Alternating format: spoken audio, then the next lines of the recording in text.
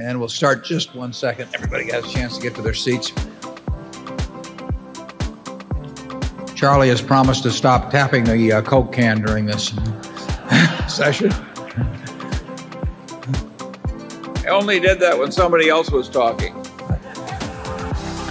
Number 2.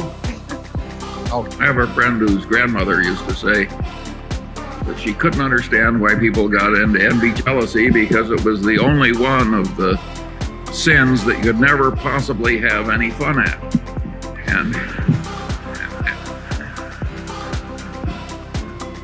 But generally speaking, on Wall Street, I think a lot of people have had the wrong kind of grandmothers.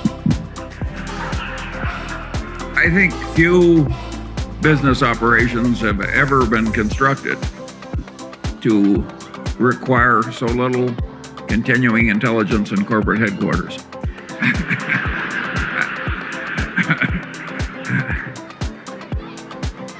An idiot who was willing just to sit here would have a very good record long after the present incumbents were dead. I think it would be unreasonable to expect that a successor would be as good at making new investments as Warren has been in the past. Well, that's just too damn bad. If you mix the mathematics of the chain letter or the Ponzi scheme with some legitimate development like the development of the internet, you are mixing something which is wretched and irrational and has bad consequences with something that has very good consequences. But you know, if you mix raisins with turds, they're still turds.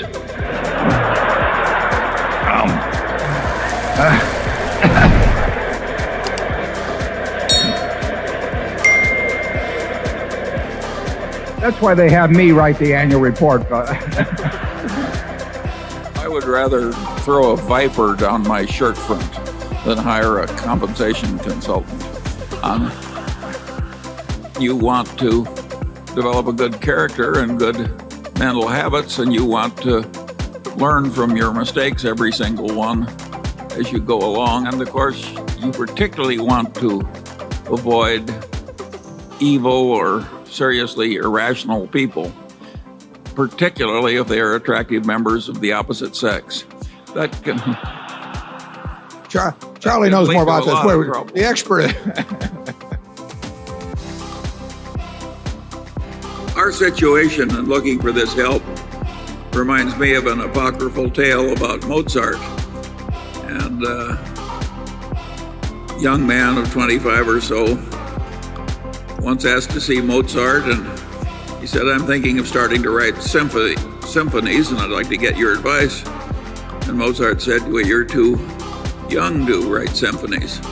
And the guy says, "But you were writing them when you were 10 years old." And Mozart says, "Yes," he says, "but I wasn't asking anybody else for advice how to do it." And so if you remind yourself of young Mozart, why, you're the man for us. Competency is a relative concept. And what a lot of us need, including the one speaking, is what I needed to get ahead was to compete against idiots. And luckily, there's a large supply. And Warren, if people weren't so often wrong, we wouldn't be so rich.